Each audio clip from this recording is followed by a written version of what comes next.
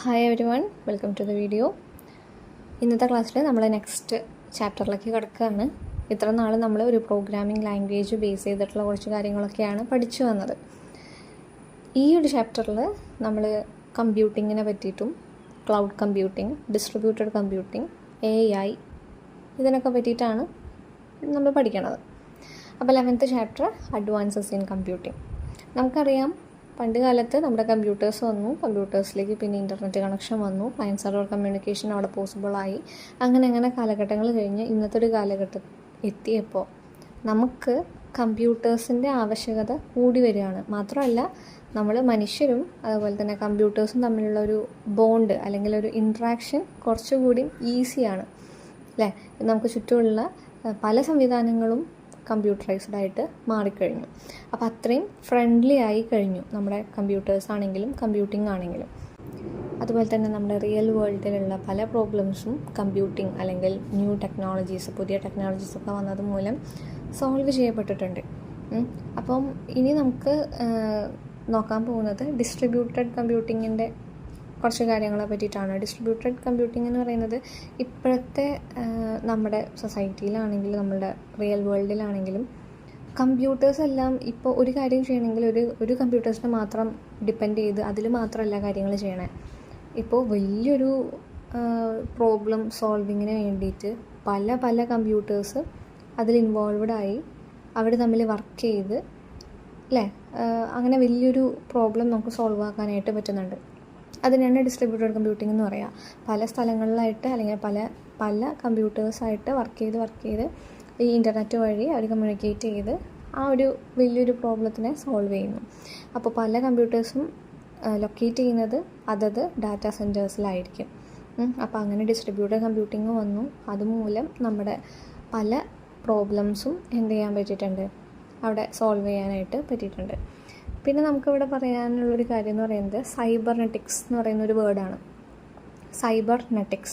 Cybernetics എന്ന് പറയുന്നത് നമ്മളുടെ ഹ്യൂമൻസും അതുപോലെ മെഷീൻസും തമ്മിലുള്ള ഒരു ഇൻട്രാക്ഷൻ. ഇന്നത്തെ കാലത്ത് നമുക്കറിയാം നമ്മൾ എത്രത്തോളം ബോണ്ടിങ് വന്നിട്ടുണ്ട് നമ്മുടെ കമ്പ്യൂട്ടേഴ്സായിട്ടെന്നുള്ളത്. അപ്പോൾ ഈ നമ്മൾ മനുഷ്യരും അതുപോലെ തന്നെ ഈ മെഷീൻസും തമ്മിലുള്ള ഒരു ഇൻട്രാക്ഷനെ പറ്റിയിട്ടുള്ളൊരു സ്റ്റഡി, അതിനെയാണ് സൈബർനെറ്റിക്സ് എന്ന് പറയുക. ചിലപ്പോൾ ഒക്കെ ചോദിച്ച് കാണാറുണ്ട് എന്താണ് സൈബർനെറ്റിക്സ് എന്നൊക്കെ.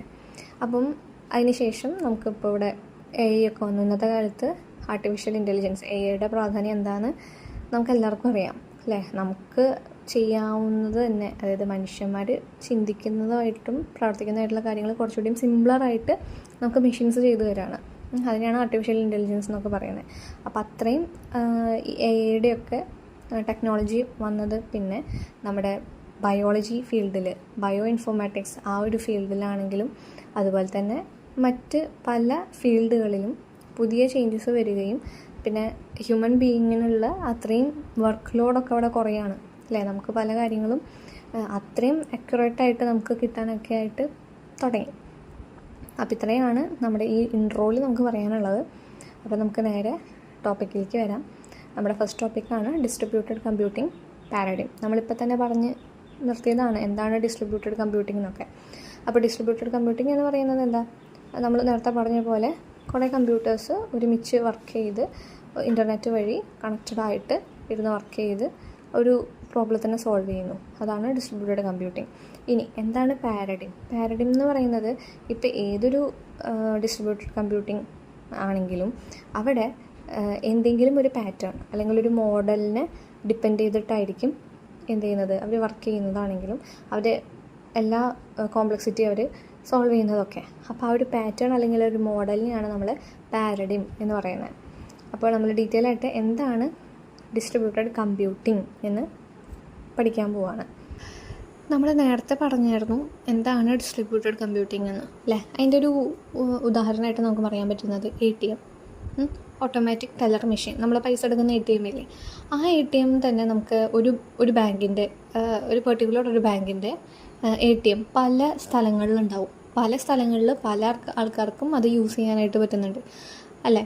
അപ്പോൾ അത് ഡിസ്ട്രിബ്യൂട്ട് ചെയ്ത് വെച്ചിരിക്കുകയാണ്. അതുപോലെ തന്നെ ഒരു ബാങ്ക് എടുക്കുകയാണെങ്കിലും ഇപ്പോൾ നമുക്ക് ഏതെങ്കിലും ഒരു ബാങ്ക് ആയിട്ട് കണക്റ്റ് ആവണം എന്നുണ്ടെങ്കിൽ അതിൻ്റെ ഹെഡ് ഓഫീസിൽ പോകേണ്ട കാര്യമില്ല. കാരണം അതിൻ്റെ ബ്രാഞ്ചസ് പല സ്ഥലങ്ങളിൽ നമ്മുടെ ജനങ്ങൾക്ക് അവൈലബിൾ ആക്കി വെച്ചിട്ടുണ്ട് അല്ലേ. നമുക്ക് മെയിനായിട്ട് ഒരു സ്ഥലത്ത് പോകണമെന്നില്ല.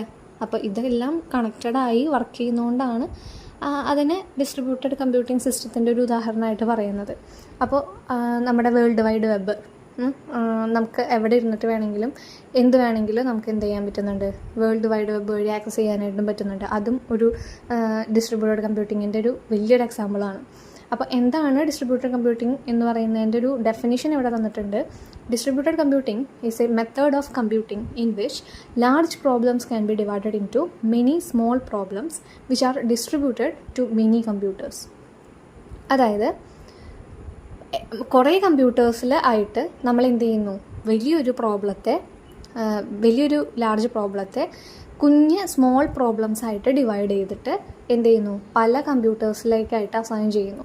അപ്പോൾ എന്താണ്, പല കമ്പ്യൂട്ടേഴ്സ് അവരുടേതായിട്ടുള്ള രീതിയിൽ അത് ചെയ്യുമ്പോൾ എന്താണ്, നമുക്ക് കുറച്ചുകൂടി ഈസിയർ ആയിട്ടും അതുപോലെ തന്നെ നല്ല അക്യുറേറ്റ് ആയിട്ടും നമ്മുടെ ആ ഒരു വലിയൊരു പ്രോബ്ലത്തെ നമുക്ക് സോൾവ് ചെയ്യാൻ പറ്റുന്നു. ഇപ്പോൾ ബാങ്കിങ് എന്ന് പറയുന്നത് എന്താണ്, നമുക്കറിയാമല്ലോ എന്താണ് ഒരു ബാങ്കിങ് ചെയ്യുന്നതെന്നുള്ളത്. അപ്പോൾ ആ ഒരൊറ്റ ബാങ്കിന് ഇത്രയും ജനങ്ങളുടെ ട്രാൻസാക്ഷൻസും കാര്യങ്ങളും ഹാൻഡിൽ ചെയ്യാണ്ടിരിക്കാൻ, അത്രയും വലിയൊരു ഹ്യൂജ് ആയിട്ടുള്ള പ്രോബ്ലത്തിന് അവരെന്ത് ചെയ്യുന്നു, പല സ്ഥലങ്ങളിലായിട്ട് അവരുടെ തന്നെ ബ്രാഞ്ചസ് വെക്കുമ്പോൾ ഇത്രയും ജനങ്ങൾക്ക് ആ ഒരു ലൊക്കേഷൻ ബേസ് ചെയ്തിട്ട് മാത്രം നോക്കിയാൽ മതി. ഓരോ ബാങ്കിനും അതിനെ ഹാൻഡിൽ ചെയ്താൽ മതി ബ്രാഞ്ചസിന്.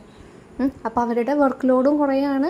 അത്രയും വലിയ പ്രോബ്ലത്തെ അവരിങ്ങനെ സ്മോൾ പ്രോബ്ലംസ് ആയിട്ട് ഡിവൈഡ് ചെയ്ത് കൊടുക്കുന്നത് മൂലം അവർക്ക് ആ ഒരു വലിയൊരു പ്രോബ്ലത്തിൻ്റെ സൊല്യൂഷൻ അവർക്ക് കണ്ടുപിടിക്കാനായിട്ട് പറ്റുകയാണ്. അപ്പോൾ അതിനെയാണ് നമ്മൾ ഡിസ്ട്രിബ്യൂട്ടഡ് കമ്പ്യൂട്ടിംഗ് എന്ന് പറയുന്നത്. അതായത് വലിയ പ്രോബ്ലത്തെ കുഞ്ഞു പ്രോബ്ലംസ് ആയിട്ട് ഡിവൈഡ് ചെയ്തുകൊണ്ട് പല കമ്പ്യൂട്ടേഴ്സിലേക്കും അത് ഡിസ്ട്രിബ്യൂട്ട് ചെയ്ത് കൊടുക്കുന്നു. അതുവഴി വലിയൊരു പ്രോബ്ലം നമ്മളവിടെ സോൾവ് ചെയ്യുകയാണ്. അങ്ങനെ ഡിസ്ട്രിബ്യൂട്ട് ചെയ്ത് കൊടുക്കുമ്പോൾ ഓരോ കമ്പ്യൂട്ടേഴ്സിനെ നമ്മൾ നോഡ് എന്ന് പറയും. ഓരോ കമ്പ്യൂട്ടേഴ്സും അതിൻ്റേതായിട്ടുള്ള മെമ്മറിയും കാര്യങ്ങളൊക്കെ ഉള്ളതുകൊണ്ട് തന്നെ നമുക്ക് എന്താണ്, വലിയ രീതിയിലുള്ള ബുദ്ധിമുട്ടുകളൊന്നും ഈ ഡിസ്ട്രിബ്യൂട്ടഡ് കമ്പ്യൂട്ടിങ്ങിലേക്ക് നമുക്ക് വരുന്നില്ല. അത്രയും വലിയ പ്രോബ്ലംസ് ഒന്നും വരുന്നില്ല. ഓരോ കമ്പ്യൂട്ടേഴ്സിനും അതിൻ്റേതായിട്ടുള്ള പ്രോസസ്സേഴ്സും അതിൻ്റേതായിട്ടുള്ള മെമ്മറിയും ഒക്കെ അലോക്കേറ്റ് ചെയ്തിട്ട് കൊടുത്തിട്ടുണ്ടാകും. അപ്പോൾ നമുക്കിനി ഡിസ്ട്രിബ്യൂട്ടഡ് കമ്പ്യൂട്ടിങ്ങിൻ്റെ അഡ്വാൻറ്റേജസും ഡിസഡ്വാൻറ്റേജസും എന്താണെന്ന് നോക്കാം. അഡ്വാൻറ്റേജസിലേക്ക് വരുമ്പോൾ ഒന്നാമത്തെയാണ് എക്കണോമിക്. അതായത് നമുക്ക് ഡിസ്ട്രിബ്യൂട്ടഡ് കമ്പ്യൂട്ടിംഗ് എന്ന് പറയുന്നത് വലിയൊരു കമ്പ്യൂട്ടിംഗ് കോസ്റ്റ് അവിടെ റെഡ്യൂസ് ചെയ്യാണ് അല്ലേ. നമുക്ക് ഒരൊറ്റ കമ്പ്യൂട്ടറായിട്ട് നമ്മൾ എല്ലാ കാര്യങ്ങളും ചെയ്യുമ്പോൾ അതിൻ്റേതായിട്ടുള്ള സ്പെസിഫിക്കേഷൻസൊക്കെ നമുക്കതിനെ കൊടുക്കേണ്ടതായിട്ട് വരും. അപ്പോൾ ഇതുപോലെ ഡിസ്ട്രിബ്യൂട്ട് ചെയ്യുമ്പോൾ നമുക്ക് അത്രയും വലിയ കോസ്റ്റ് ഒന്നും വരുന്നില്ല. അപ്പോൾ എക്കണോമിക്കാണ്. രണ്ടാമത്തത് സ്പീഡാണ് അല്ലേ. പല കമ്പ്യൂട്ടേഴ്സായിട്ട് ചെയ്യുന്നതുകൊണ്ട് തന്നെ പല കമ്പ്യൂട്ടേഴ്സിനും അതിൻ്റേതായിട്ടുള്ള പ്രോസസ്സേഴ്സും മെമ്മറിയും ഒക്കെ ഉണ്ട് എല്ലാം ഹാൻഡിൽ ചെയ്യാൻ. അതുകൊണ്ട് തന്നെ നമുക്ക് റിസൾട്ട് എന്ന് പറയുന്നത് സ്പീഡപ്പായിട്ട് തന്നെ കിട്ടും. മാത്രമല്ല ഇൻക്രീസ് ചെയ്യുകയും ചെയ്യും നമ്മുടെ ആ ഒരു പ്രോസസ്സിൻ്റെ സ്പീഡ്. മൂന്നാമത്തെ അഡ്വാൻറ്റേജാണ് റിലയബിലിറ്റി അല്ലേ. റിലയബിലിറ്റി എന്ന് പറയുന്നത് ഇപ്പോൾ ഡിസ്ട്രിബ്യൂട്ടഡ് സിസ്റ്റത്തിൽ ഒരു നോഡ് എന്തെങ്കിലും പ്രോബ്ലംസ് വരിക, അല്ലെങ്കിൽ ഒരു കമ്പ്യൂട്ടറിന് എന്തെങ്കിലും ഒരു പ്രവർത്തനരഹിതമാവുക എന്തെങ്കിലും ചെയ്യുകയാണെങ്കിൽ പോലും നമ്മുടെ ആ ഡിസ്ട്രിബ്യൂട്ടഡ് സിസ്റ്റത്തിനെ അത് ബാധിക്കുന്നില്ല അല്ലേ. ഒരു നോഡിന് എന്തെങ്കിലും ഒരു ഫെയിലിയർ സംഭവിച്ചാൽ പോലും നമുക്ക് ആ എൻ്റയർ സിസ്റ്റം അവിടെ നിന്ന് പോകണില്ല. അങ്ങനെ ഒരു അഡ്വാൻറ്റേജാണ് റിലയബിലിറ്റി. പിന്നെയുള്ളതാണ് സ്കെയിലബിലിറ്റി. ഇത്രയും കമ്പ്യൂട്ടേഴ്സ് കണക്റ്റഡായിരിക്കുമ്പോൾ, ഒരു ഇൻ്റർനെറ്റ് വഴി കണക്റ്റഡായിരിക്കുമ്പോൾ നമുക്ക് അതിലേക്ക് ഇനിയും കമ്പ്യൂട്ടേഴ്സിനെ ആഡ് ചെയ്യാനാണെങ്കിലും റിമൂവ് ചെയ്യാനാണെങ്കിലും പറ്റും. അതാണ് scalability. In distributed computing the number of nodes can വാരി അക്കോർഡിംഗ് ടു ദി ഡിമാൻഡ് അല്ലേ. കമ്പ്യൂട്ടേഴ്സിൻ്റെ എണ്ണം നമുക്ക് നമ്മുടെ റിക്വയർമെൻറ്റ്സിനനുസരിച്ച് കൂട്ടാനോ കുറയ്ക്കാനോ ഒക്കെ നമുക്ക് സാധ്യമാണ്. അപ്പോൾ ഇത്രയാണ് ഡിസ്ട്രിബ്യൂട്ടഡ് കമ്പ്യൂട്ടിങ്ങിൻ്റെ അഡ്വാൻറ്റേജസ് ആയിട്ട് പറയുന്നത്. Economic, speed, reliability, scalability. ഇനി ഡിസ്അഡ്വാൻറ്റേജസിലേക്ക് വരുമ്പോൾ അതിൽ പറയുന്നത് ഒന്നാമത്തെയാണ് കോംപ്ലക്സിറ്റി അല്ലേ. ഇത്രയും കമ്പ്യൂട്ടേഴ്സ് കണക്റ്റഡായിരിക്കുകയാണ്, അത്രയും ലോഡ്സ് ഓഫ് വർക്ക് അവിടെയുണ്ട്. അപ്പം അതിൻ്റെ സെറ്റപ്പിനൊക്കെ വേണ്ടിയിട്ട് ഡിസ്ട്രിബ്യൂട്ടഡ് സിസ്റ്റം സെറ്റ് ചെയ്തെടുക്കാനായിട്ട് ഉള്ള കോംപ്ലക്സിറ്റി ഉണ്ട്. അപ്പോൾ അതൊരു ബുദ്ധിമുട്ടാണ്. പിന്നെ സെക്യൂരിറ്റി എന്ന് പറയുന്നത് ഇത്രയും കമ്പ്യൂട്ടേഴ്സ് ഒരുമിച്ച് ഇൻ്റർനെറ്റ് വഴി അങ്ങോട്ടും ഇങ്ങോട്ടൊക്കെ ഡാറ്റ പാസിംഗ് ഒക്കെ ചെയ്യുന്നതാണ്. അപ്പോൾ സെക്യൂരിറ്റി എന്ന് പറയുന്നത് ഒരു ലിമിറ്റേഷൻ തന്നെയാണ്. നമ്മൾ അത്രയും പ്രാധാന്യം കൊടുക്കേണ്ട ഒരു കാര്യമാണ്. അപ്പോൾ രണ്ടാമത്തെ ഡിസഡ്വാൻറ്റേജസ് ആണ് സെക്യൂരിറ്റി. മൂന്നാമത്തെയാണ് network Reliance. ഇപ്പോൾ നെറ്റ്വർക്കിന് എന്തെങ്കിലും പ്രശ്നങ്ങൾ സംഭവിക്കുക, നെറ്റ്വർക്ക് അവിടെ ഫെയിലിയറായി പോവുകയെന്നുണ്ടെങ്കിൽ മൊത്തം കണക്റ്റഡ് ആയിട്ടുള്ള എല്ലാ കമ്പ്യൂട്ടേഴ്സിനും അത് ബാധിക്കും. അപ്പോൾ ഇത്രയാണ് ഡിസഡ്വാൻറ്റേജസിൽ പറയുന്നത്: കോംപ്ലക്സിറ്റീസ്, സെക്യൂരിറ്റി, നെറ്റ്വർക്ക്, റിലയൻസ്. അപ്പോൾ ഇത്രയും കഴിഞ്ഞാൽ നമ്മുടെ ഡിസ്ട്രിബ്യൂട്ടഡ് കമ്പ്യൂട്ടിങ് കഴിഞ്ഞു. ഇനി ബാക്കിയുള്ളത് നമുക്ക് നെക്സ്റ്റ് വീഡിയോയിലായിട്ട്